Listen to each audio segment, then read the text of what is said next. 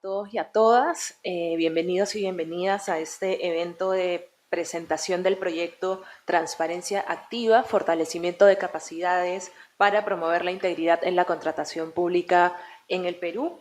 Para mí es un gusto darles a todos y a todas la bienvenida en nombre del Instituto de Democracia y Derechos Humanos de la Pontificia Universidad Católica del Perú. Señora Erika Solís, que ha sido coordinadora de este proyecto, señora Ángela Vélez, directora de la oficina en Colombia del Center International Private Enterprise, señora Laura Gutiérrez, presidenta del organismo supervisor de las contrataciones del Estado, la OCE, y señor Rodolfo Ojeda, presidente del gremio de las pequeñas y medianas empresas de la Cámara de Comercio de Lima. Desde el Instituto de Democracia y Derechos Humanos de la Universidad impulsamos distintas líneas de investigación y para nosotros es una verdadera satisfacción haber participado de este proyecto que precisamente se enmarca en dos de nuestras principales líneas de trabajo: la lucha contra la corrupción y la difusión de los derechos humanos en el marco de las actividades empresariales. A lo largo de nuestros últimos 20 años de vida institucional hemos impulsado distintas actividades y proyectos que han ido evolucionando en cuanto a su alcance y objetivos y que nos permiten hoy en día precisamente llegar a un proyecto que tiene por finalidad central promover la transparencia en la contratación pública para luchar de forma activa contra la corrupción en el marco de actividades empresariales.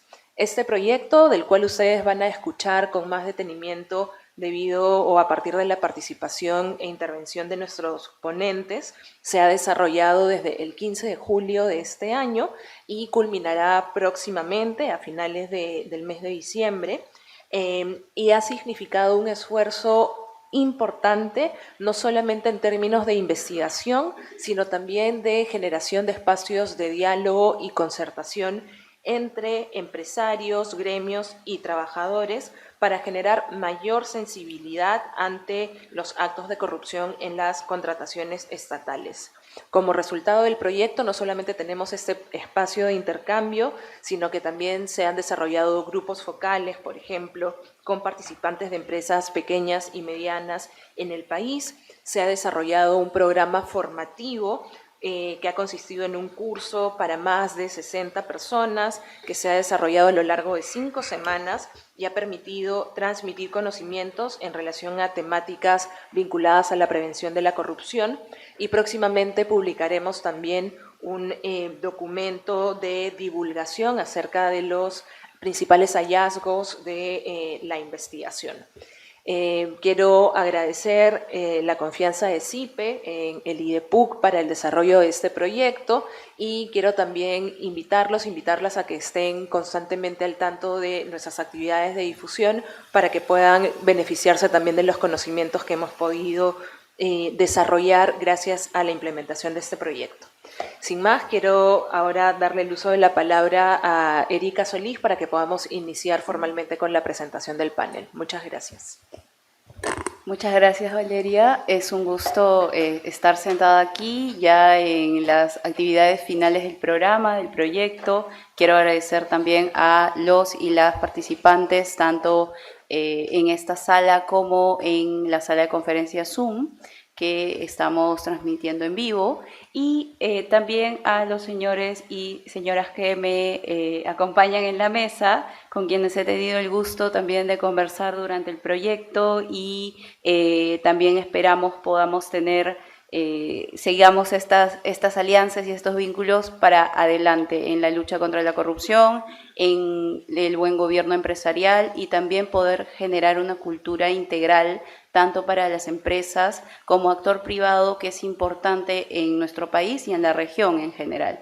Primero quiero dar la palabra, voy a explicar un poquito la dinámica. Cada uno vamos a tener 10 minutos para exponer un poco los alcances de la temática de pequeñas y medianas empresas, la situación en nuestro país y también desde diversos sectores, tanto el privado, el público, también desde el Center International Private Enterprise, y luego yo haré una breve presentación de lo que hemos venido avanzando como actividades en el proyecto mencionado. Vamos a ir de derecha a izquierda, primero con el señor Rodolfo Ojeda Medina, quien es ingeniero electricista graduado del UNSAC con estudios de maestría en sistemas de potencia en la Universidad Nacional de Ingeniería. Ha completado especializaciones en gestión y finanzas para pequeñas y medianas empresas en la Universidad del Pacífico, con diplomado en negocios internacionales por ADEX. Ha participado en diversos seminarios internacionales sobre pequeñas y medianas empresas, sobre todo en Taiwán y la República Popular de China, y actualmente es presidente del gremio de pequeñas y medianas empresas de la Cámara de Comercio de Lima, donde y además dirige empresas familiares en el sector odontológico y CRM. Es un líder con fuertes habilidades de planificación, estrategia, promoción, marketing y desarrollo empresarial. Quiero dar las gracias al señor Rodolfo por estar aquí en la mesa y por la confianza también de poder conversar de estos temas que son de gran importancia para el país. Rodolfo. Muy buenos días a todos. Muchas gracias, Erika, por la invitación. Para mí es un honor estar en esta mesa de trabajo, compartiendo la mesa con Erika Solís, ¿no? Con Laura Gutiérrez y con Ángela Vélez, y con todo el auditorio de los estudiantes interesados en estos temas. En mi calidad de presidente del gremio de la pequeña empresa de la Cámara de Comercio de Lima, tal vez quisiera mostrar un poquito cómo estamos en Perú en el tema de las pequeñas y medianas empresas, ¿no? Por ejemplo, la siguiente diapositiva, por favor. Ahí podemos ver que en el Perú actualmente son 3.300.000 empresas a nivel nacional, ¿no? Entonces, estamos hablando de esas empresas que son formales, porque también existen empresas informales, que ese es un dolor de cabeza acá en Perú, que tenemos más o menos un 75% de empresas que no están formales, que no aportan al país, ¿no? Y esa es una situación complicada. Lo siguiente, por favor, Erika. Acá podemos observar, por ejemplo, la malla, ¿no? Digamos, qué cantidad y cómo está distribuido, digamos, el tema empresarial. No sé si tienes un micro para poder ver la pantalla. Le presto la mía con la presentación. Por favor, para no estar doblando. Sí, claro. O si no, me voy para allá. Claro, sí. Sí, no, un rato utilizo al final. Claro, ¿cierto? Sí, entonces, por ejemplo, acá se muestra el tejido empresarial de Perú. Acá muestra que el 99% son micros y pequeñas empresas, ¿no? Solamente un 0.4% son grandes empresas. Pero la característica que tienen este 99% del tejido empresarial es que dan trabajo a 10 y 12 millones de peruanos. O sea que es importante ese tema, ¿no? Entonces ahí tiene que trabajar con el Estado para colaborar en este sentido. Por favor, la siguiente. Ahí lo que les recalcaba, el tema de la microempresa, el 96%, solamente un 3.5% pequeña empresa, mediana empresa 0.1 y 0.4 la gran empresa, ¿no? La distribución de las empresas es de esta manera. En tema de, por ejemplo, servicios, comercio y producción son los que tienen el mayor porcentaje, ¿no? Comercio está en prácticamente 37% y servicios en un 48% y producción en un casi 15%. Siguiente, por favor. También, ¿no? Estos son, digamos, un cuadro donde muestra la distribución de nuestra malla en el país. Servicios 42.4, comercios son los que más porcentaje se tiene, ¿no? La siguiente, por favor. Las pymes poseen una baja productividad y solo aportan el 21% del PBI nacional. Esa es una gran realidad.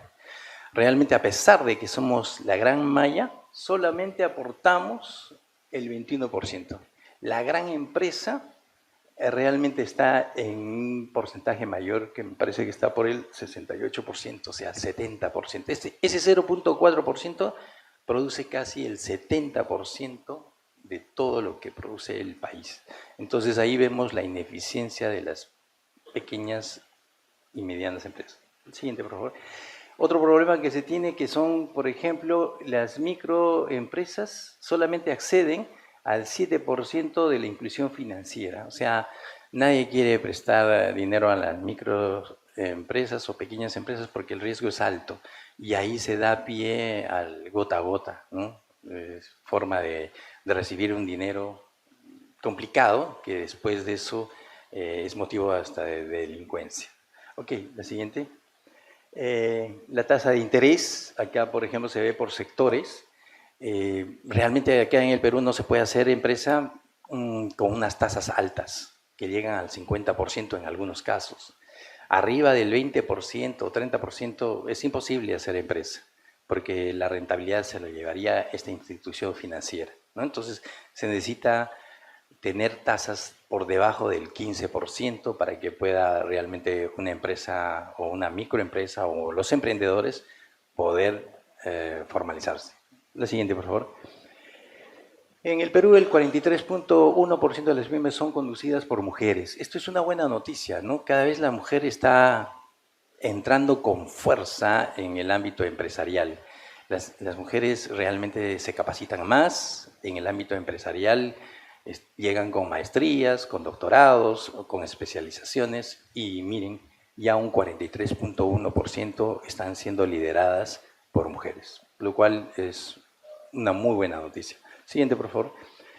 Bueno, estos son los lugares donde se desarrollan y conducen más las mujeres, ¿no?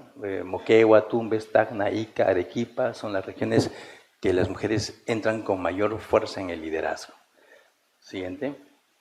El empleo en los peruanos, 8 de cada 10 empleos son informales en el país, ¿no? Entonces, mucha informalidad, inclusive la informalidad también viene en la empresa formal, ese es otro problema. El cuadro ahí habla de por sí solo, ¿no? Siguiente. Bueno, también otro que existe es el enanismo empresarial. Bajo las políticas que se dan en el país, no incentiva que las empresas crezcan. Entonces, en este cuadro se ve que del 2012 al 2022, muchas empresas se quedan enanas, no crecen. ¿Por qué? Porque un empresario o un pequeño empresario, cuando tiene 20 empleados, para tener el 21 empleado que es formal, ya pasa a otro régimen tributario. Entonces eso significa que comienza a aportar más y tributar más. Y el empresario, como no es tonto, lo que hace, en vez de crecer, divide su empresa. Entonces tiene 2 empresas de 40, por ejemplo. Siempre va a estar limitando y eso provoca enanismo empresarial, lo cual eso se tiene que cambiar también. ¿Okay? Esta es la participación de las mujeres en las MIPES, ¿no? Ahí, por ejemplo, se ve el transporte y almacenamiento, están más hombres, la parte amarilla es de hombres y la parte, digamos, un poco rosado o este color claro es de las mujeres, pero como ven, ¿no?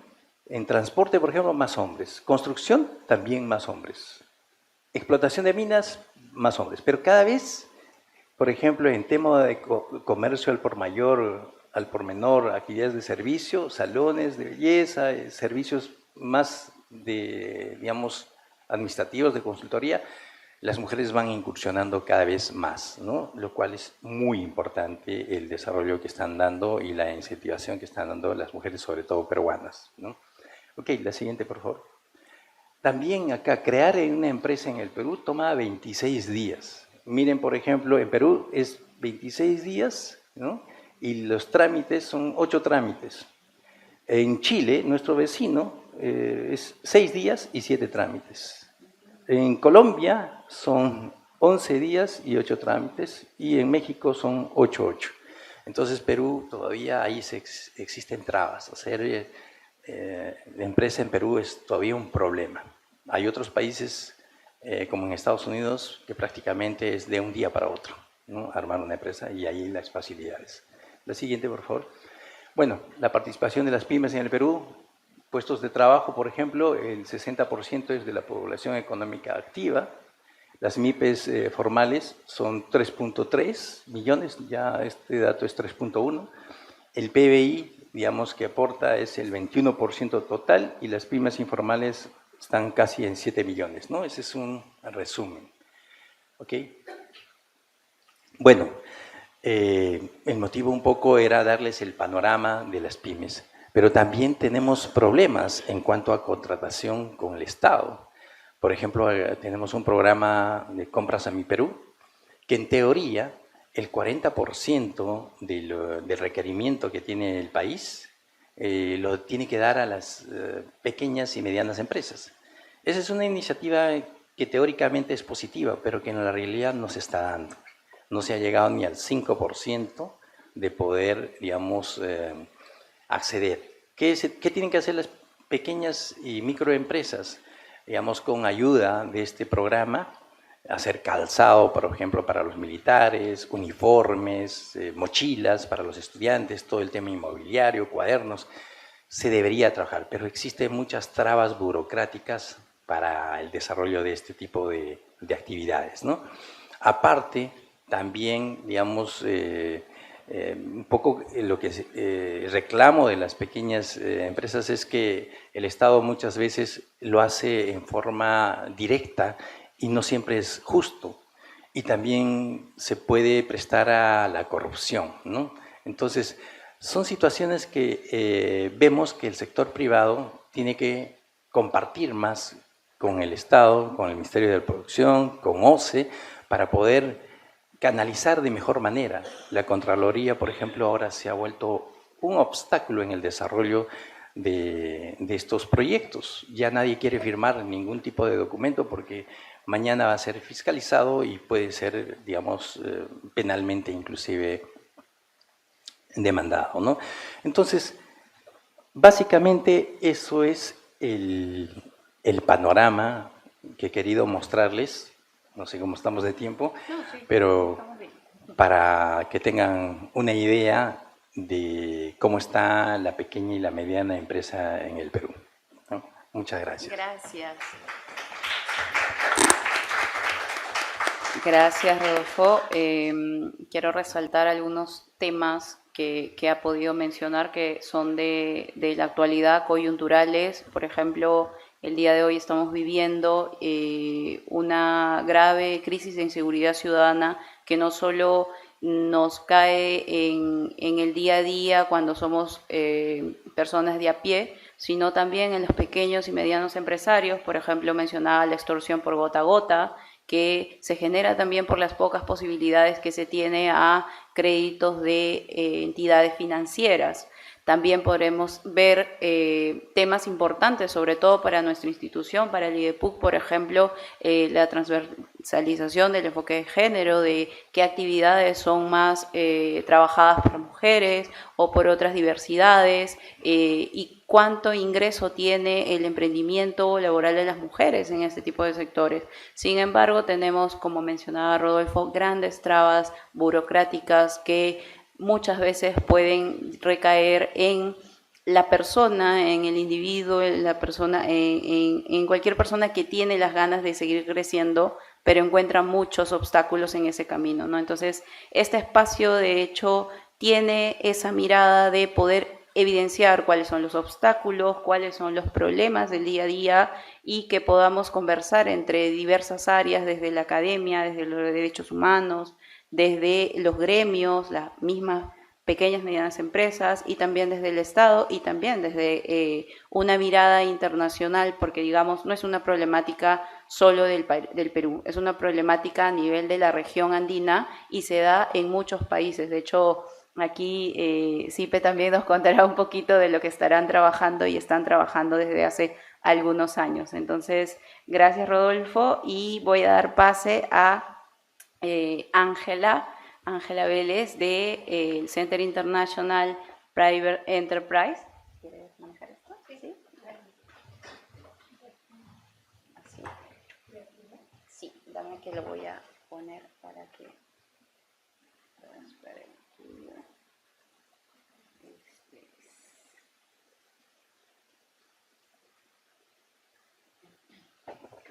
¿Sí alcanzas o quieres que te ayude? Pero voy a dar una presentación muy rápida para no correr con el tiempo. Y Ángela Vélez es directora de la oficina del Center International Private Enterprise en Colombia. Es abogada de la Universidad del Rosario y máster en Derecho Constitucional del Panteón Assas París II. Cuenta con 25 años de experiencia en el diseño, planificación y gestión de proyectos de gran envergadura, con especialización específica en las áreas de fortalecimiento de políticas públicas y gubernamentales, justicia, derechos humanos y gobierno corporativo, muchos de ellos con comunidades marginales y en áreas de alto conflicto. También ha trabajado en el diseño de herramientas en derechos humanos, responsabilidad social y gobierno corporativo, al igual que en la formulación e implementación de iniciativas legales en beneficio de los empresarios. Fue presidente de conciliación de Confecámaras, donde lideró la estrategia de fortalecimiento de las 57 cámaras de comercio de Colombia en temas de resolución de conflictos y gobierno corporativo. Además, ha trabajado en USAID, el Banco Mundial, Naciones Unidas, con el gobierno colombiano y empresas del sector extractivo. Gracias, Ángela, por estar aquí en esta mesa y te doy el pase. Bueno, pues buenos días, un saludo muy especial para quienes nos acompañan hoy en el público aquí presentes en la universidad y quienes se han conectado por Zoom. Igualmente quiero saludar a la señora Valeria Reyes, coordinadora del área académica y de investigaciones de la universidad, y a quienes nos acompañan en la mesa, la señora Laura Gutiérrez de OCE, el señor Rodolfo Ojeda de la Cámara de Lima, y Erika Solís, a quien además quiero darle un agradecimiento muy especial porque verdaderamente ha sido quien ha liderado la ejecución de este programa que es tan importante para CIPE. No sé si nos acompaña hoy Yacira, Fabián, pero si no, por favor, dale nuestros saludos, porque realmente estamos muy complacidos con este proyecto. Quiero contarles un poco de CIPE antes de iniciar, porque quizás no nos conozcan. CIPE es una organización no gubernamental de Estados Unidos. Nosotros hacemos parte de la Fundación Nacional para la Democracia. Esta es una fundación que creó el presidente Ronald Reagan cuando se estaba acabando la Guerra Fría. Claro que aquí hay muchos que no habían nacido cuando estábamos en ese momento, pero era un momento muy complejo para la democracia y se generó un fondo del Congreso de Estados Unidos para justamente promover la importancia pues, de esta forma de gobierno que es la que nos inspira. Lo que hace CIPE alrededor del mundo, en más de 100 países, es promover el rol fundamental que las empresas tienen para la democracia, porque son las empresas las que generan empleo, son las empresas formales las que pagan impuestos, son las empresas quienes dinamizan el mercado y las economías que cuando son bien manejadas hacen que los países prosperen. A veces para la gente no es evidente esta relación, pero ciertamente las empresas hacen que las democracias sean más fuertes y una democracia fuerte también hace que las empresas puedan prosperar. Así que nosotros lo que hacemos alrededor del mundo es justamente llevar ese mensaje y aunque el presidente Reagan pensaba en su momento en las democracias del Este, lo cierto es que CIPE tuvo su primer proyecto aquí en Perú con el señor Hernando de Soto. Así que está en el corazón de CIPE Perú y por supuesto en el nuestro. Nosotros desde el 2000 venimos trabajando en América Latina para promover soluciones para el sector privado y en el 2020 abrimos una oficina en Colombia que es el Hub Regional, cuyo fin es proveerle apoyo a todos los proyectos que tenemos desde México hasta Argentina y tenemos algunos, por supuesto, unos proyectos que son propios de la sede de Colombia que cubren en algunos casos Perú. Por lo cual felizmente estamos aquí porque realmente estamos encantados como siempre con su país. Ayer estuvimos en Cusco y realmente estuvimos admiradas verdaderamente. Pero bueno, más allá de esos comentarios, nuestra oficina, como otras, trabajan mucho el tema de incidencia empresarial en la política pública, trabajamos mucho el tema de jóvenes, mujeres y comunidad LGBTI como fuerzas positivas que contribuyen al desarrollo del sector empresarial, trabajamos temas de economía digital y por supuesto trabajamos el tema de anticorrupción y cumplimiento, que es la razón por la cual visitamos hoy a Perú.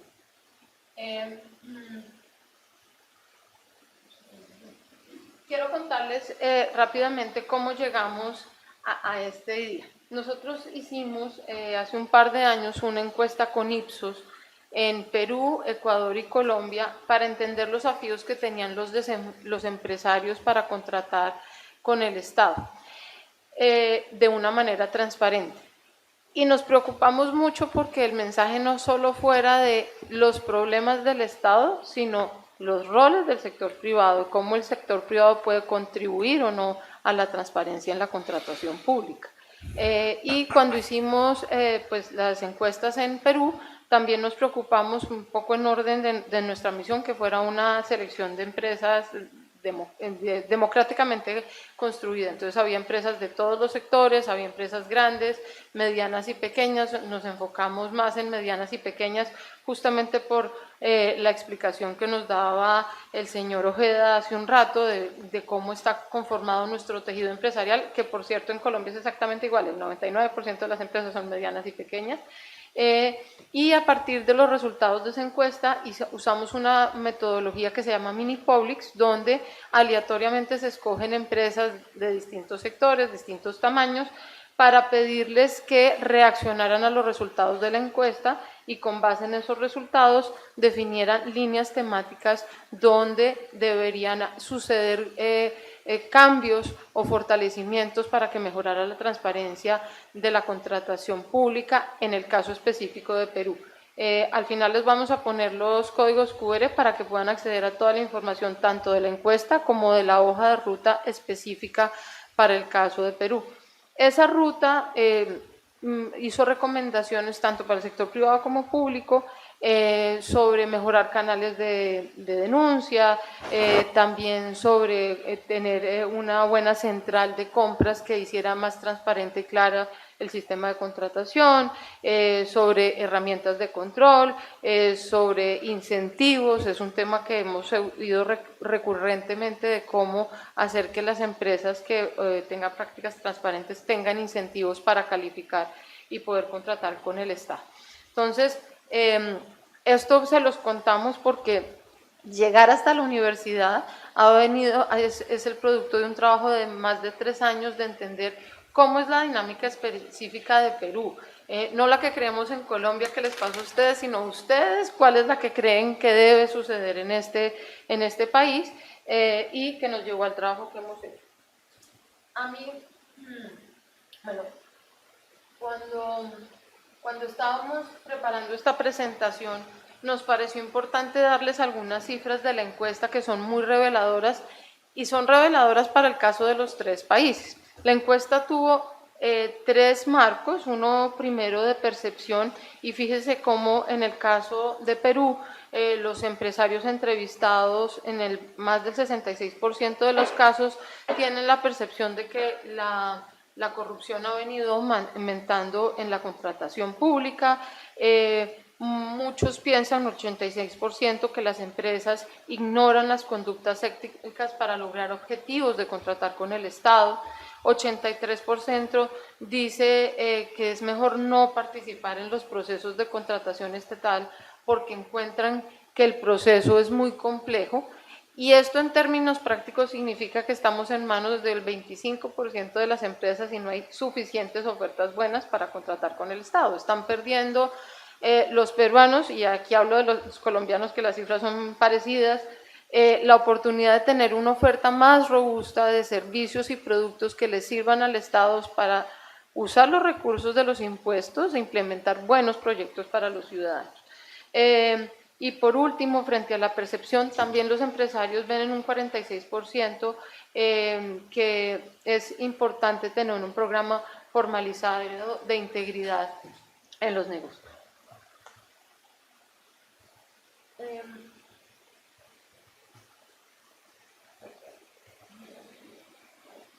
Frente al tema de tolerancia, que era el segmento de la encuesta, el 11% de los empresarios encuestados consideraron que es necesario algo de corrupción para facilitar los negocios.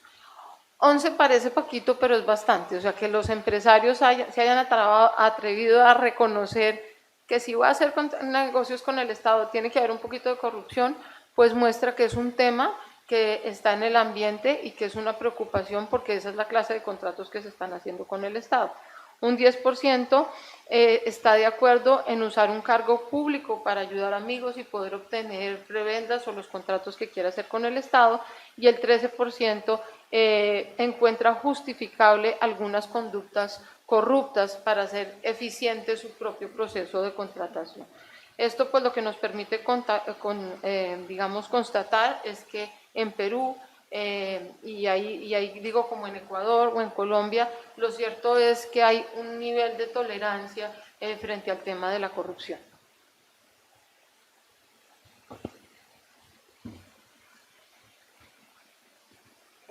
Por último, la encuesta también habla como de las consecuencias de la corrupción.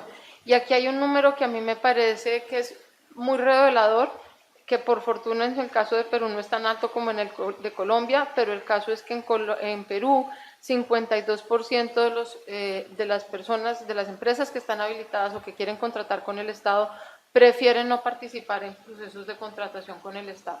En el caso de Colombia es el 94%. Pero en todo caso, volteando la cifra, es una pérdida de oportunidades para una buena contratación con el Estado, es una pérdida de buen uso de los recursos públicos, porque quienes están presentándose a licitaciones no es el total de la oferta que podría estar, sino es un 50% menos de posibilidades de que el Estado escoja a alguien que le provea buenos servicios o productos para la sociedad. Ese es el efecto de este número que realmente nos preocupa, y por eso es que CIPE trabaja en el tema de transparencia en la contratación pública. Y aquí hay otras dos cifras que que nos parecen también reveladoras. Un 69% de los empresarios que cree que las propuestas no terminan siendo adjudicadas a los mejores postulantes por temas de corrupción, y un 53% de los empresarios que cree que es muy poco probable que un funcionario cometa actos de corrupción sea sancionado. Entonces, realmente la gente cree que no siempre hay sanciones si se presentan casos de corrupción. Como les digo, estas cifras son muy reveladoras, y a pesar de que son cifras de hace 3 años, creo que no han cambiado mucho, porque este es el número más reciente de Transparencia Internacional sobre dónde está Perú en términos de corrupción, y lamentablemente de 100 países está en el puesto 33, y esa percepción de corrupción pues está todavía en niveles muy altos.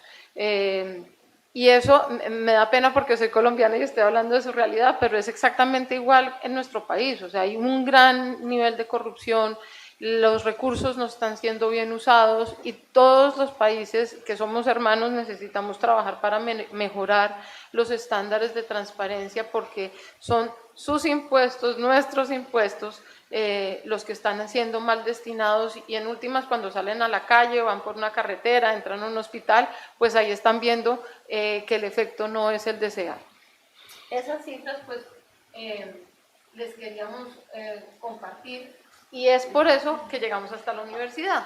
Nosotros hemos hecho durante 3 años convocatorias en los 3 países, pidiéndole a actores del país que conocen muy bien las realidades, que nos hicieran propuestas para implementar esa ruta de la cual les hablé al principio, y felizmente la universidad nos hizo una propuesta para trabajar, primero en hacer un diagnóstico para entender las necesidades del sector privado sobre capacitarse en contratación pública.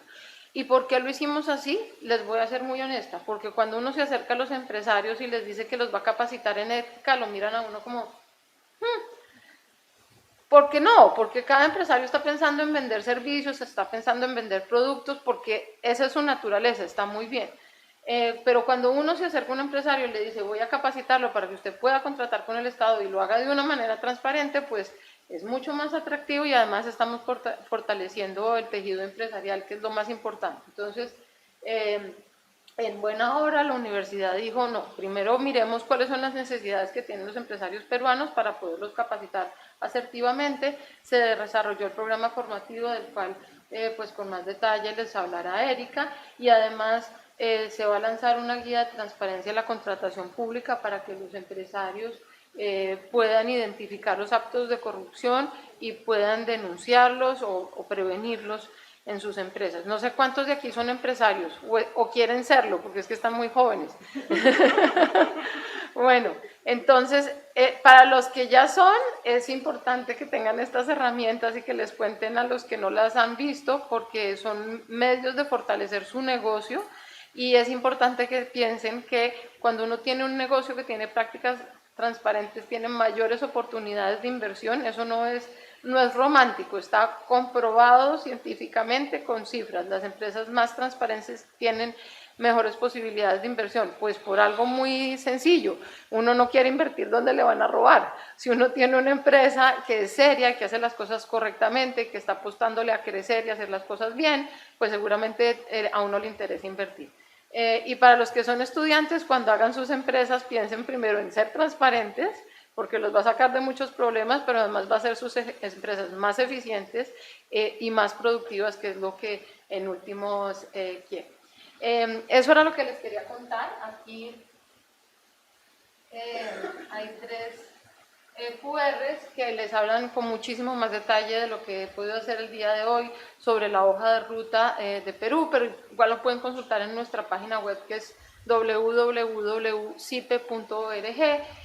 Pueden ver la guía de fortalecimiento empresarial que preparó la universidad en pocos días, y además la presentación sobre oportunidades de la contratación pública transparente. Pueden acceder a la encuesta de la cual les hablé, que tiene cifras muy reveladoras, y a otros materiales como la guía para la ética en la contratación, que vi que el señor de allá atrás de camisa azul clarita estaba leyendo al principio, pero son guías súper sencillas que le permiten a ustedes que son estudiantes y a los empresarios incorporar estas prácticas dentro de las empresas para que prosperen y lo hagan bien. Muchas gracias. Gracias, Ángela. Gracias, Ángela, por la explicación. Creo que esta mesa busca ver varios enfoques, y de hecho CIPE ha hecho un trabajo bastante increíble, diría yo, en toda la región. Es una iniciativa que no solo mira al Perú, sino también a Colombia, Ecuador, otros países, también a nivel mundial, porque no es un problema solo en nuestro país la corrupción, y también otros delitos que se derivan de pero sobre todo la cultura que tiene detrás de, que no es solo el ir contra la norma, sino el cómo obramos en el día a día, cómo se hace, y también eso implica cómo hacemos empresa y cómo trabajamos en ella. Entonces creo que es importante también ver cómo pasa en Colombia. Mencionaba, por ejemplo, la cifra mucho más alta en Colombia sobre las MIPES y las pequeñas empresas, y yo pensaba y decía, bueno, Perú no está tan mal entonces, pero yo lo veo todos los días y me cuesta. Entonces creo que es importante también mirar qué tipo de iniciativas se tienen a nivel regional, a nivel mundial, y empezar a ver un poco qué se puede hacer desde nosotros mismos, desde nosotras mismas, en todas las fases de tareas que tenemos y en todas las fases empresariales y de emprendedurismo que tenemos, ¿no? Entonces, gracias, Ángela, porque también nos ha permitido dar un piso, una base de cuál ha sido el trabajo que hemos tenido desde el IDEPUC, con un equipo realmente comprometido con el trabajo, no solo de no incumplir la norma, sino de generar una cultura de integridad, y también una cultura que implique tener ética, pero que también con un valor agregado, como mencionaba Ángela, ¿no? No es porque hay romanticismo allí, sino porque en realidad nosotros en el derecho penal hablamos, te previene de riesgos, el compliance, te previene de todos los riesgos que puede tener una empresa y todos los costos que esto implica, estas contingencias. Bueno, para no alargar más la tercera ponencia, yo voy a ir de último presentando un poco el proyecto. Quiero presentar a la señora Laura Gutiérrez González. Ella es presidenta del Organismo Superior de las Contrataciones del Estado, abogada por esta casa de estudios también. con especialización en contratación pública y derecho administrativo. Posee un máster en contratación pública orientada a resultados por la Université Laval de Canadá y tiene muchos estudios relacionados a contratación pública, como la maestría en Ciencia Política y Políticas Públicas, con mención en Gestión Pública por esta casa de estudios. También mucha experiencia profesional, como el Ministerio de Economía y Finanzas y otras entidades relacionadas al Estado. Por favor, doctora Laura, le doy la palabra. Muchas gracias, buenos días con todos. La verdad, agradezco la invitación, creo que inició con una invitación preliminar a la presentación de una investigación y agradezco mucho haber relevado esa conversación. Creo que una conversación franca siempre sacan cosas buenas porque hay intención de trabajar siempre por el Estado. Y lo segundo que agradezco es que me han hecho volver a la universidad, que no venía desde el 2020 en pandemia, y ha sido muy gratificante pasar por los caminos andados antes en zapatillas. Bueno, la compra pública es algo quizás que hay que ver en dónde estamos ahora. Y yo sé que muchos de ustedes de repente no están muy relacionados a la compra pública y veo los números y dicen la compra pública es tediosa, es rara, tú lees una base y es una cosa que, pues entenderla es compleja, ¿no?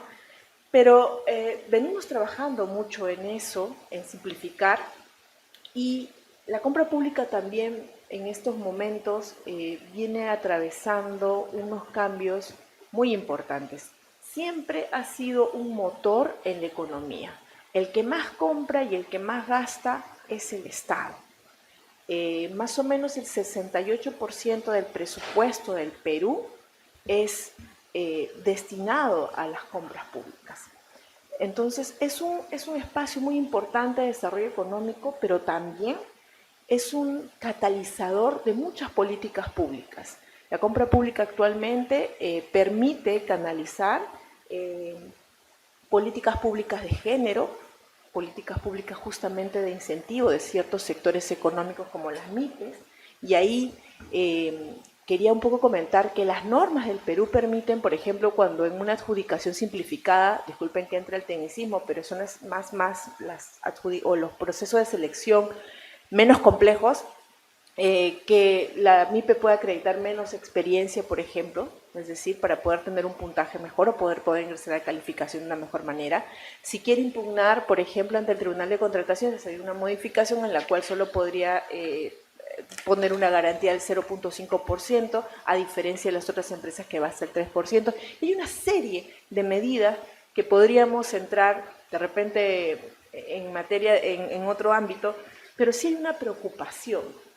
Creo que lo que está faltando, y justo viendo un poco las cifras, son espacios donde podamos conversar y acercar las herramientas, la compra, y además porque la compra es muy humana, ¿no? Es decir, cada proceso que fracasa, esas estadísticas terribles que hay de 2.500 obras paralizadas, nos llevan a ver a que hay alguien que no recibió el vaso de leche del programa social, alguien que no tiene hospital en su comunidad, que no tiene un colegio. Entonces son cosas, hay una relación directa entre la compra pública y la calidad de los servicios básicos, o ni siquiera la calidad, el acceso mínimo a un servicio básico. Entonces, es muy importante no solamente ver la dimensión de la compra pública, el impacto de esta, no solamente en lo económico, sino también en el desarrollo humano, y además es importante ver el tema de la transparencia. Es uno de los pilares que a nosotros siempre nos preocupa, y les comento que desde el año 2004, ¿no? Cuando yo empecé como practicante en compras públicas, se lanzó el Sistema Electrónico de Contrataciones del Estado. Y nosotros hemos sido unos precursores en el país respecto a tener una sola plataforma electrónica. Actualmente, 2024, tenemos muchas más herramientas y creo que lo que estamos fallando un poco es en la comunicación, en la integración, en que las MIPES conozcan que tenemos portales de transparencia, oportunidades de negocio, tenemos portales en los cuales ustedes pueden acceder a los convenios, a todos los procesos de selección, y así estamos lanzando prontamente un cotizador, que es una herramienta en la cual ya no va a ocurrir lo que comentaba un poco Rodolfo, representante de la Cámara, en el cual dicen, mire, nadie me cotiza o nadie me llama, vamos a poder participar electrónicamente de las cotizaciones, y así hay un mercado importantísimo en el cual nosotros tenemos que acercar tanto a lo privado como a lo público. Ese diálogo tiene que ser fluido, no es un diálogo que debería ser satanizado, ¿no? O simplemente prohibido. Es un diálogo importante, es una dinámica en la compra pública que no puede romperse ni por el excesivo control, ni por el excesivo o el mal uso, digamos, de a veces el tema de la supervisión, ¿no? O la fiscalización. Y en esta, y además es importantísimo, y es importantísimo relevar estas cifras, aunque llaman mucho la atención del lado negativo, porque, por ejemplo, en el caso de las compras menores a 8 unidades impositivas tributarias, que entiendo que es lo que se refiere con las compras directas, son 16.000 millones de soles aproximadamente que hay de oportunidades de negocio en las MIPES. Claro, son procesos que el Estado dice, o va a proceso de selección muy normado, muy reglado, o va a un proceso simple. El Estado optó porque vaya por un proceso simple. Con el tiempo nos hemos dado cuenta que ir a ese proceso simple, sin tanta, digamos, uso de temas electrónicos o publicidad o una publicidad ex post, nos ha llevado al estado en que nos encontramos.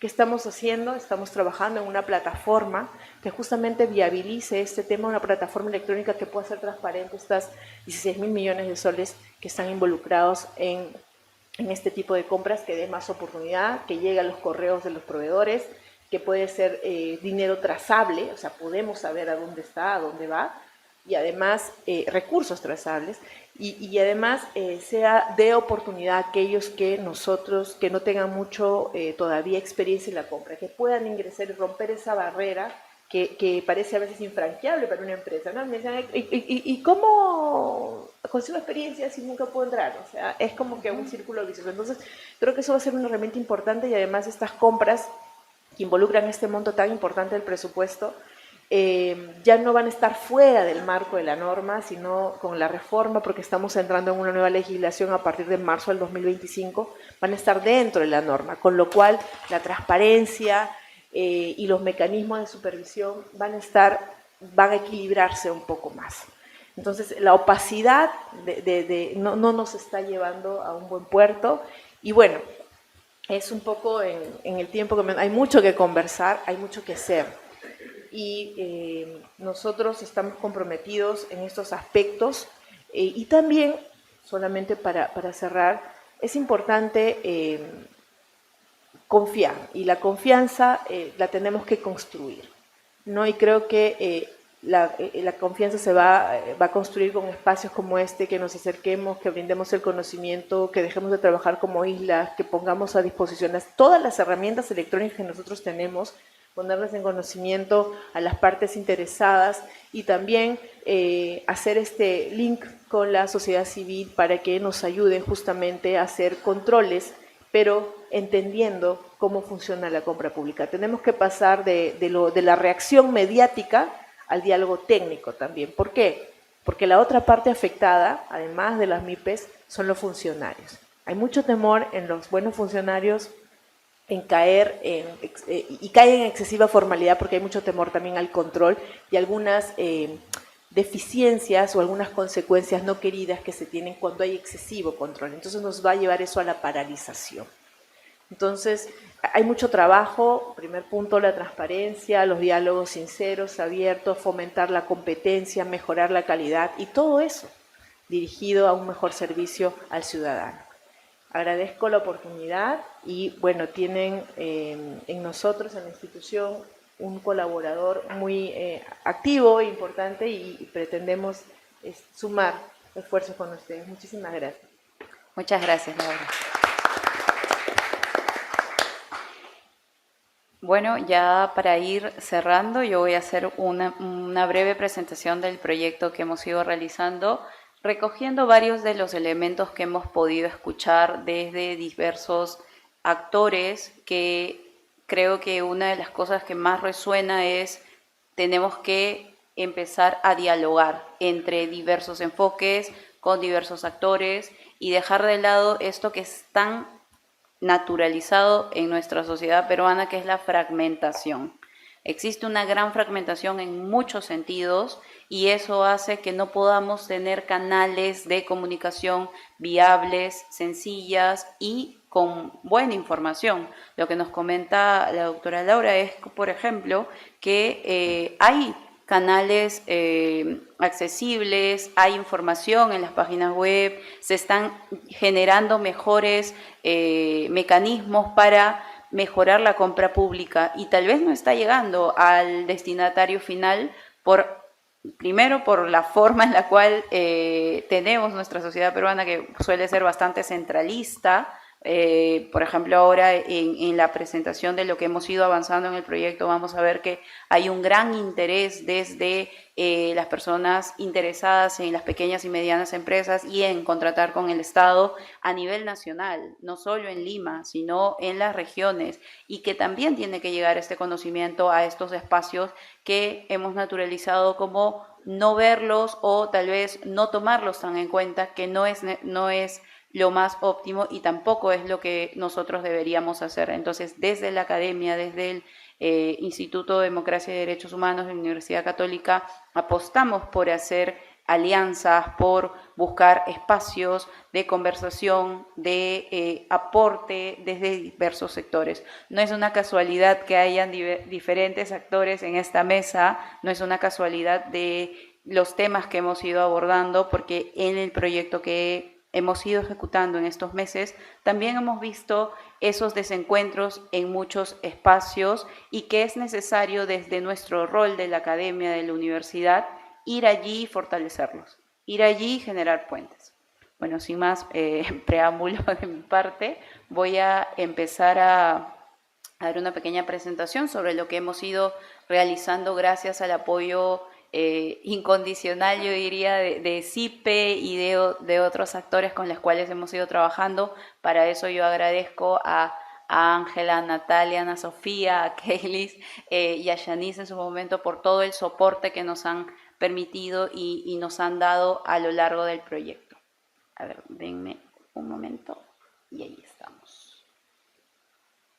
¿De qué fue nuestro proyecto? Nosotros en el presente año hicimos una propuesta apostando por generar y mejorar capacidades y fortalecer el conocimiento de pequeñas y medianas empresas que generalmente no tienen los recursos necesarios para poder capacitarse como tal vez las grandes empresas. Entonces apostamos un poco también porque haya este flujo de información, pero es que este flujo de información no sea una información solo teórica, como nosotros en criminología hablamos el derecho en los libros y el derecho en los hechos. No solo hay que hacer derecho en los libros, hay que ver cómo funciona el derecho en los hechos. Y por eso el proyecto que denominamos Transparencia Activa, Fortalecimiento de Capacidades para Promover la Integridad en la Contratación Pública, tuvo como principal objetivo y tiene como principal objetivo contribuir al fortalecimiento de la transparencia y la integridad en la contratación pública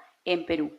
No solo desde una mirada normativa, no solo desde una mirada de pensar en qué hacer y qué no hacer, a nivel me van a sancionar o no, sino desde una mirada de qué hacer y qué no hacer, porque tenemos una comunidad y vivimos en comunidad y hay que actuar de alguna forma que no genere daños a otros y a otras. Y eso implica el Estado, implica los gastos que tiene el Estado y por supuesto los impuestos que todos y todas pagamos de alguna u otra forma. Entonces, también ¿qué implica? Implica acciones de crear cultura de integridad, de crear espacios de reflexión, no solo al sancionar, sino también al cuestionar, al pensar. Como mencionaba la doctora Laura, nos decía, han habido y hay mucho miedo de contratar, hay mucha deserción. y eso también parte de una política muy fuerte criminal enfocada en la lucha contra la corrupción desde la sanción. Fortalecimos mucho este espacio y está muy bien, pero dejamos de lado otros espacios como la prevención y como el fortalecimiento de otros actores que están también involucrados en las contrataciones estatales y las licitaciones públicas, como el actor privado. Y las conversaciones que deben tener de saber qué es lo que está pasando en la realidad y cómo van a trabajar tanto pequeñas, medianas empresas, formalizadas y también no formalizadas. Porque es importante también saber esto que comentaba Ángela, la aspiración a generar empresas también implica conocer cómo actuar que a nivel ético, a nivel de transparencia y a nivel de integridad.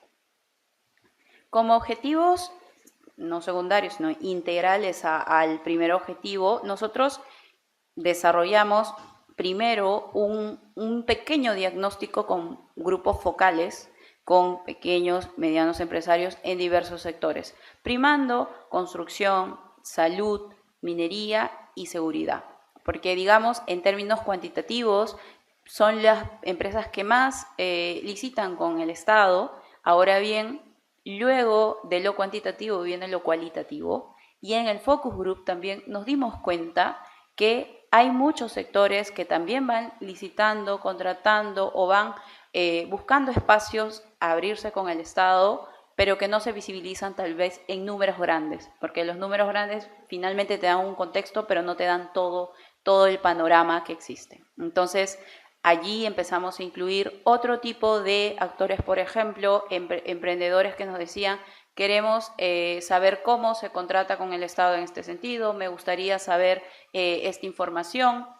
Y también llegamos, luego de este pequeño diagnóstico, planteamos desarrollar un programa formativo. No un programa formativo teórico de contratación estatal desde los libros, desde la teoría solamente, sino un programa formativo que converse con las necesidades de los empresarios o potenciales empresarios.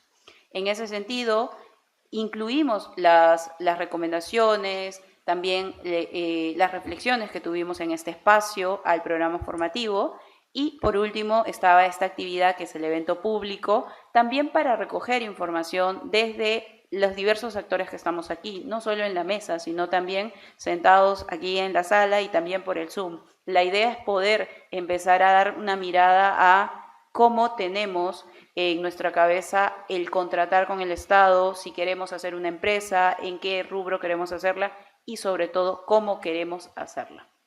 Entonces, como producto final de este proyecto, nosotros estamos elaborando una guía que luego voy a mencionar algunos puntos, basado en el programa formativo que hemos realizado. ¿Qué tipo de metodología tenemos? Ya me he adelantado un poco: un diagnóstico, grupos focales, una convocatoria también para ver quién está interesado. Lo interesante de las convocatorias es saber a quién le interesa y a quién no, a quién tengo que ir a pedirle y a quién no. Entonces, allí nos dimos cuenta que había mucho interés de parte de ciertos sectores, de otros no tanto, al menos visiblemente, y también pudimos tener reuniones con espacios, gremios, y por ejemplo la Cámara de Comercio, tuvimos reuniones con OCE, también en su momento con Empresarios por Integridad, que es una de las asociaciones que nos han apoyado en la convocatoria del curso y el programa formativo que hemos elaborado, para luego hacer un análisis de información, ajustar el programa formativo, ejecutar el programa formativo y tener una presentación pública que luego se va a incluir también como parte de esta guía, que va a ser muy didáctica y también muy accesible para que pueda romper un poco ese lenguaje legal que solemos tener, hago mea culpa nosotros los abogados y las abogadas, que no es tan entendible. Y es necesario también llegar a todas las personas que no tienen esa formación legal y pueden tener otra formación o otra experiencia. Entonces, eso es un eje primordial en nuestro proyecto, y también vamos a seguir generando actividades con ese sentido. En el diagnóstico tuvimos reuniones, como les comenté, focus group, pudimos tener diversos hallazgos, pero entre los que pudimos observar más era que buscaban una capacitación constante en referencia a la ley de contrataciones con el Estado, que cambia mucho, por cierto. Siempre nos dicen, la ley cambia mucho, que hay muchas modificaciones mensualmente, bimensualmente, entonces tengo que estar cambiando también mis bases, te cambia toda la estructura empresarial. Entonces, eso implica tener una actualización constante. Y creo que esta conversación en este panel también implica poder desde nosotros como la universidad, como el instituto, ver qué tipo de metodologías se pueden usar para hacer un programa formativo que sea constante en relación a este tipo de cambios, tal vez con un lenguaje accesible y bueno, digamos, yo ya me estoy proyectando, perdón. Luego tenemos la identificación de actos de corrupción en todas las etapas del proceso de contratación. Queríamos hacer una estructura de en qué etapa específicamente y siempre nos decían en todas. En todas hay incertidumbre, en todas encuentro vacíos legales y hay una suma de aristas y encuentro actores. Como mencionaba, hay una percepción grande de tener que cometer algún tipo de acto de corrupción para poder acceder, para poder trabajar, porque si no hay deserción. Entonces, allí empieza no solo, claro, nosotros estamos haciendo un granito de arena en un problema bastante multifactorial, pero también empieza, y ahí hago un llamado a los y las estudiantes, a poder pensar un poco qué investigamos en este tracto de contrataciones con el Estado, dónde están los cómo son los flujos, dónde encuentran debilidades, cómo se pueden fortalecer estos elementos y qué actores son los que están llamados a prevenir en estos espacios de las etapas del proceso de contratación actos de corrupción, ¿no? Por ejemplo, en la etapa de actos de preparatorios nos decían hay mucho direccionamiento a través de especificaciones técnicas, porque las especificaciones técnicas no hay como una dificultad de poder contrarrestarlas, de poder en su momento, que se le dice protestarlas, ¿no?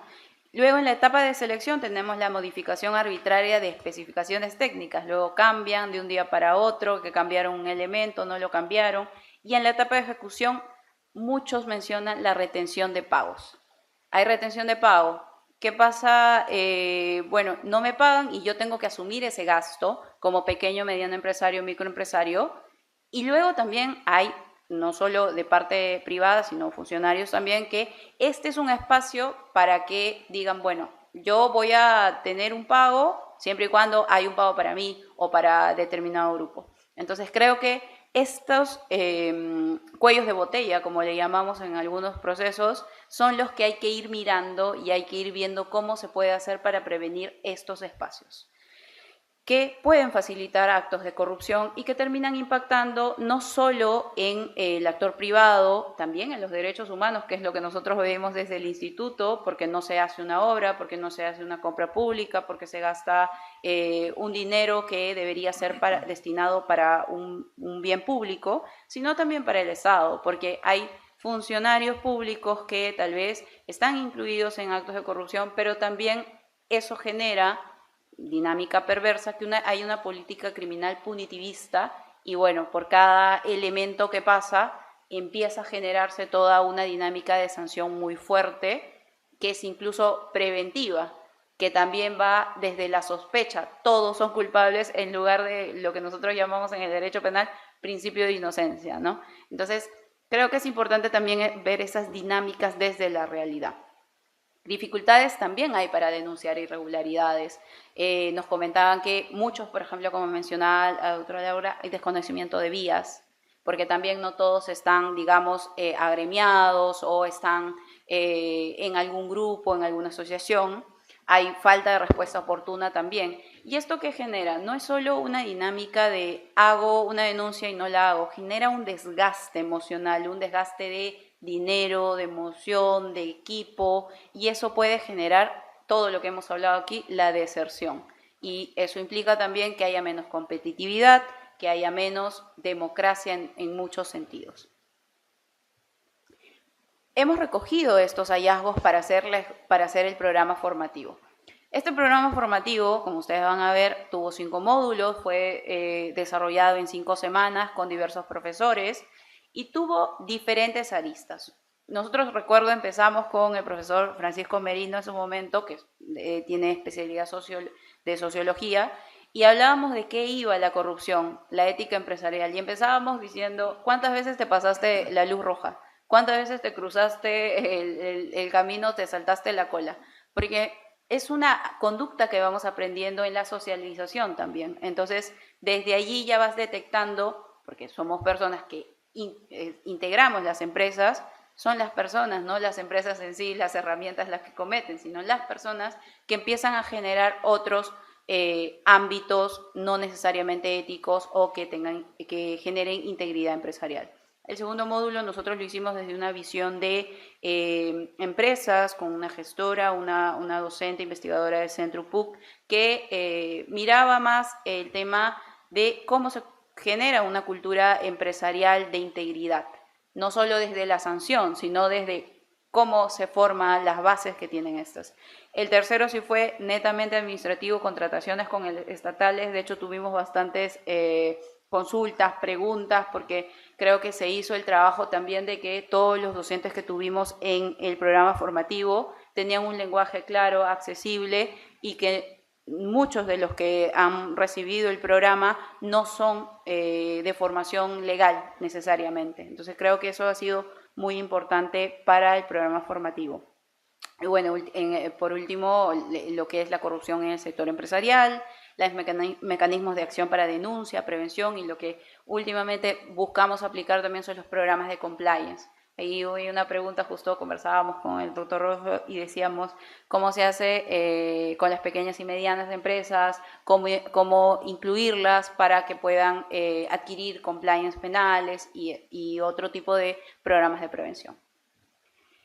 Algunos datos del programa formativo en género, 62 inscritos, tuvimos una deserción de casi el 40% porque hay algo muy particular en los miembros de las empresas, sobre todo pequeñas y medianas, que destinan casi todo su día al trabajo.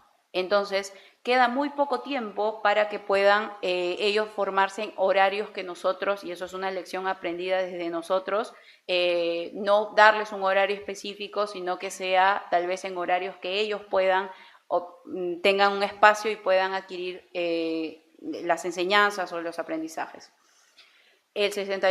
Fueron 62 inscritos, 36 se identificaban como varones, 26 como mujeres. Hubieron 59 participantes que trabajaban en un MIPE o PYME, 2 fueron de empresa grande y uno, pues no brindo detalles, rubros, más construcción, más salud también, hubo temas de integrantes de transporte, también alimentación saludable, por ejemplo, tecnología. Y la localidad, esto fue lo que a mí me llamó más la atención, que al ser virtual el programa, hubo más demanda desde las regiones en su momento, no más que incluso en Lima, Callao, y creo que eso es importante y es algo que hay que fortalecer. Bueno, ya vamos a llegar al final. ¿De qué va? Luego de todo trabajo formativo también hay un producto, no solo que hayan adquirido los conocimientos, que los apliquen. De hecho, nosotros vamos a hacer luego en un par de meses también un estudio con los participantes para ver cómo han incorporado el aprendizaje en su trabajo diario, sino también vamos a elaborar una guía, y esta guía está dirigida a, obviamente, el perfil de los participantes del curso, pequeños y medianos empresarios, microempresarios, con los contenidos del programa formativo, y también que incluyan algunas especificaciones de opiniones de actores públicos como sociedad civil, que hemos tenido en reuniones, el sector empresarial, y bueno, diversas entidades con las que también tenemos que establecer lazos y nosotros, digamos, vamos a tener que canalizar todas esas miradas para poder hacer un producto que sea integral. Eso es lo que hemos ido avanzando por ahora. Ha sido un trabajo, yo agradezco a todo el equipo, a Yacira Fabián, que es el asistente del proyecto, a CIPE y a todo el equipo de académica de comunicaciones del IPUC, de administración también, porque ha sido un trabajo arduo y ya estamos llegando al final. Y también les agradezco la presencia aquí a todas y todos. Eso es todo por mi parte. No sé si tienen alguna duda, comentario, por favor. Yo encantada de recibir todos los dudas, comentarios, sugerencias Creo que esa es la parte importante de nuestra institución, estar abiertos a diálogo, a la reflexión y también a la crítica, ¿por qué no? Porque existe la crítica constructiva. Gracias.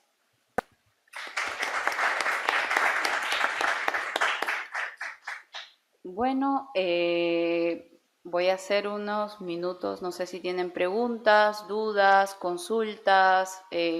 Apenas tengamos la guía la vamos a difundir con todos los que se inscribieron y también en las redes públicas.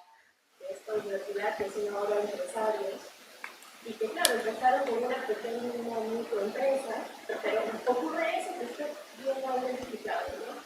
Que llegan a tener casi 20 trabajadores y cambian y crean una nueva razón social y así continúa. Yo, francamente, en el marco de lo local, yo trato de conversar con ellos, sí, pero no derechos humanos, derechos laborales, etc. Pero un poco de nuestra experiencia, qué podemos mirar, qué podemos hacer con el Estado, porque yo sé que existe una ley MIPE y eso es lo que habilita a que los empresarios puedan continuar con esta mecánica. Pero ¿qué podemos hacer como tal vez desde también desde la academia?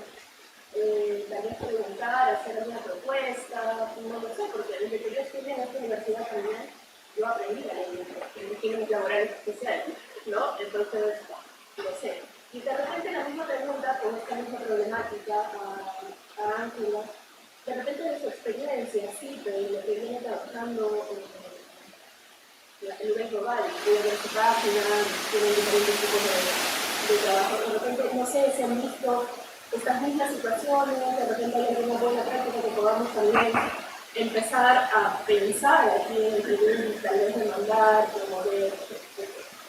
Y solamente para concluir y no dejar una pregunta a una ponente sin alguna reflexión, he tenido también la oportunidad de trabajar en el Estado. No directamente en contrataciones en el Estado, pero la gran dificultad es el tema de la poca transparencia. También conozco personas, empresas que también han licitado. Entonces, lo que ocurre mucho es eso, ¿no? Que se presentan en la licitación, pero ya alguna tiene una persona conocida, ya dentro de las mismas oficinas de abastecimiento, ya se sabe un poco cómo funciona la mecánica.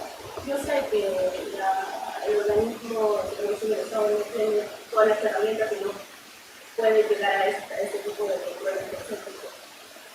Pero tal vez, ¿qué más podemos hacer desde nuestra parte, desde otra vez, desde la academia, para tratar de tener un impacto también en estas oficinas estatales que finalmente son quienes van a decidir el tipo de comunicación? Muchas gracias. Ok, muchas gracias por la pregunta y bueno, solamente aclararte que en Perú y en cualquier parte del mundo ser empresario es muy difícil, es demasiado complicado. Y en Perú tiene sus particularidades, ¿no? Realmente hacer empresa en Perú, la mayoría comienza siendo informal, esa es una realidad, ¿no? ¿Por qué comienzan siendo informales? Porque son tanto los regímenes que tenemos tributarios, las normas, que cuando tú armas tu empresa y idealmente lo haces formal, al día siguiente tu cliente no va a ser pues tus clientes habituales normales, tu cliente va a ser la municipalidad, que te va a poner multa porque de repente no estás cumpliendo algo, ¿no? En cuanto a la seguridad. O va a venir Sunafil y va a ver si está realmente o no trabajando y si tus trabajadores o colaboradores están en línea. Y en tercera oportunidad la SUNAT te va a venir. Entonces el emprendedor ve muchas trabas, mucha complejidad y es por eso que no se formaliza. Por eso es que en el Perú hay 75-80% de informalidad. Ese número no es, digamos, gratuito. Es porque el emprendedor lo ve complicado y finalmente lo que quiere es ganar dinero. Y no va a ganar dinero para, digamos, con una multa de la municipalidad y entra en quiebra, ¿no? Entonces, ese es digamos, también una situación que pasa. También, ¿por qué nos volvemos peruanos en el Perú? Muchos dirán, pues, que quieren ganar dinero. No, ¿saben qué? Ustedes son estudiantes de una buena universidad. Cuando salen al mundo laboral, no hay chamba, no hay trabajo. Entonces, ¿cuál es la opción que tienen, y ustedes muchachos inteligentes? Generar su propio recurso. Muchos de los empresarios lo han hecho por hambre, porque realmente no encuentran el trabajo o el trabajo que te ofrecen no es el que deseas, ¿no? Entonces, no hay una política en el país en que hay una tradición empresarial y que realmente quieres ser empresario porque te nace ser empresario. No, la mayoría de los empresarios acá en el Perú son autoempleados de su propio negocio. O sea, lo que hacen es realmente, como no hay trabajo, se generan su propio trabajo. Y ustedes ven la bodeguita que 20 años sigue siendo la misma bodeguita, o el que vende el comerciante años y años. Y eso no es ser empresario, pues. Empresario tiene que ser una persona que se va capacitando, va creciendo, va generando puestos de trabajo y que su familia normal que tiene comienza a tener un ámbito más grande, que son sus colaboradores, que al final de cuentas son familias. Entonces hay un trabajo muy fuerte detrás del empresario. Entonces, la verdad, a veces no incentivo mucho ser empresario en el Perú porque si encuentran trabajo, bien, por ustedes, porque realmente hacer empresa en el Perú es un proceso muy difícil. Es luchar por tus sueños y no vas a dormir, no vas a... Realmente es una situación complicada, ¿no? Y estás 24 horas los 7 días del año. Entonces, sí tiene sus partes a favor cuando realmente vas avanzando. Recuerden que la estadística de cada 10 empresas que se forman, 9 mueren en el año. O sea, miren esa mortandad que hay en la parte empresarial. Y de ese que ha sobrevivido, de repente al 7º o al 5º año también vuelve a morir. O sea, ¿y eso por qué pasa? Porque no estamos preparados. A nosotros nos preparan académicamente, pero para ser empresario no se necesita esas cosas. Se necesita otro tipo de habilidades, liderazgo, empatía, digamos, visión, ¿no? Son otro tipo de recursos que ninguna universidad enseña. Nos dan conocimiento, sí, es una buena base, pero para desarrollarse empresarialmente, por la experiencia que tengo, soy empresario y veo y trabajo con muchos empresarios, tienen una dificultad. Muchos de ustedes van a tener dificultad enorme al querer hacer una empresa. ¿Se consideran inteligentes? A ver, ahí vamos a verlo en el campo, cómo es desarrollarse. Muchas gracias por tu pregunta.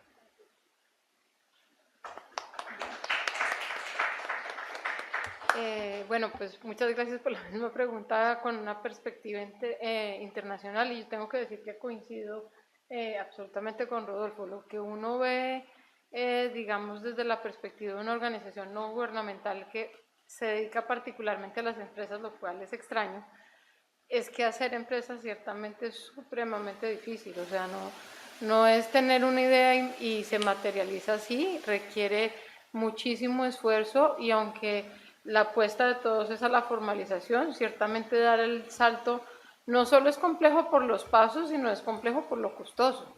Entonces el negocio tiene que tener un nivel de éxito para poder llegar a la formalidad.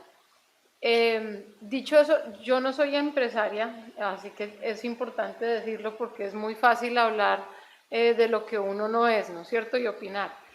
Pero algo que uno sí, digamos, extraña desde la cooperación es que hay muchas oportunidades para los empresarios que no son aprovechados, por ejemplo, en el tema de capacitación. Y me parece oportuno traerlo en el seno de una universidad, porque lo cierto es que sí hay una oferta enorme de temas que fortalecen a las empresas para que sean exitosas, que no son aprovechadas. Una es por la razón que tú decías, Erika, y es que, bueno, pues si uno está haciendo un negocio es como le decían como dice el adagio popular, el que tiene tienda que la tienda, ¿cierto? Pero yo sí creo que algo que transmiten las universidades es la importancia del rigor, y el rigor se consigue cuando uno aprovecha las oportunidades de fortalecer lo que no sabe. Y no es solo tener una buena idea, como decía Rodolfo, sino cómo volver esa idea una buena idea materializable. Entonces, en el seno de una universidad, mi invitación sí es a que los empresarios dediquen un poco de su tiempo a las oportunidades que están ahí para fortalecer sus negocios. Les voy a dar un ejemplo. CIPE tiene un programa de formación en economía digital. La economía digital hoy es no una oportunidad, es indispensable para que los negocios funcionen. Nosotros tenemos unos cursos súper sencillos para que cualquiera pueda llegar, desde empezar con la economía digital hasta saber cómo usar la inteligencia artificial. Y a nosotros nos cuesta un montón convencer a los empresarios de que usen esas herramientas, que están ahí, que son gratuitas. Y uno entiende porque la dinámica del negocio, pero también porque los empresarios no tienen esa disciplina. Y cuando hay esas oportunidades, pues mi recomendación es aprovecharlas, porque seguro que van a servir para que su buena idea se materialice mejor.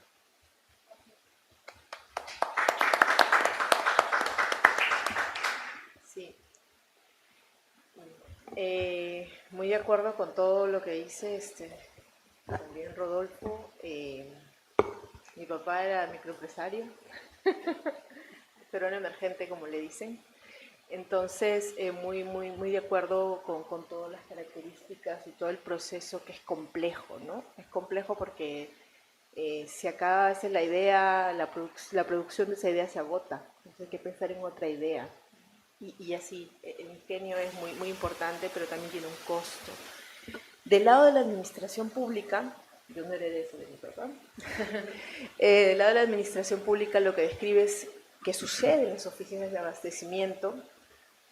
Es algo, has descrito una escena de corrupción, y todos los que estamos aquí y estamos conversando del tema, así un poco, parece vedado, pero lo estamos tratando de conversar lo más transparentemente posible, y como lo han dicho también esta mesa, es un problema multifactor.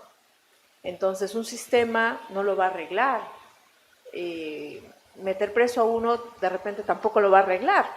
Entonces hay muchos factores desde la función pública que tienen que sumarse para poder de alguna manera bajar esas ratios y generar confianza, que es importantísimo. Es una transacción, la compra pública es una transacción, si no hay confianza entre las partes, eso no va a ningún lado. Entonces, hay muchos sistemas administrativos, no solamente el relacionado a compras, que es el sistema de abastecimiento, está también del otro lado el sistema administrativo de recursos humanos. Si tienes un funcionario, y no estoy justificando nada, pero que no tiene una carrera de ascenso, cómo él se va especializando, cómo va cogiendo otras herramientas, cómo va progresando. No estoy justificando si cobra o no cobra, simplemente estoy diciendo que hay una serie de herramientas también para funcionarios que tienen que engranar para poder tener una perspectiva diferente, ¿no? Entonces, hay muchos esfuerzos que hacer en la administración pública también por cuidar el recurso humano en la administración pública. Entonces, no solamente es el control, es cómo lo estamos engarzando. Me estoy metiendo lo que no mucho mi competencia, pero sí me impacta directamente porque nosotros estamos en una nueva legislación denominando a toda esta masa de logísticos que le conocemos ahora como comprador público. Y ese comprador público tiene que profesionalizarse, porque la compra pública es cada vez también más compleja y es una actividad de riesgo. Hay que gestionar riesgo todos los días. El riesgo de integridad, el riesgo de que te invadan el terreno donde vas a desarrollar la obra, el riesgo de que el proveedor que estás contratando de pronto cometió alguna falta y lo inhabilitan. Entonces, hay una serie entonces ahí tenemos que trabajar un poco en la profesionalización del comprador público y una serie de herramientas más que exceden ya la compra pública, pero y como no solamente vamos a listar los problemas, creo que uno de los puntos de partida y que se están reforzando es el tema de la transparencia. Eso nos ayuda. Entonces, y fortalecer todo este tema de los sistemas, que sean además, que generen reportería, que generen información que gente de la academia lo pueda revisar y pueda obtener datos importantes y visibilizar, es un paso muy importante porque además esa transformación de la data genera incentivos para poder tomar adecuadas o generar adecuadas políticas públicas. Entonces, hay mucho trabajo por hacer y bueno, hay muchos esfuerzos también, pero creo que hay que abrir el diálogo y la transparencia como se está haciendo, tomando como una... Ayer justo terminó la Semana de Integridad y ahí hay muchas herramientas importantes que creo que tienen que ser conocidas y visibilizadas por todos los que estamos interesados en que este sistema funcione. Muchas gracias. Gracias. Bueno, gracias a todos y a todas, especialmente a Rodolfo, a Ángela, a Laura por estar en esta mesa hasta estas horas y a todos y todas presencialmente y virtualmente tal vez en el Zoom que nos están acompañando. Por favor, sírvanse a pasar el coffee break, el broche de oro del evento y muchas gracias por todo. Buenos días.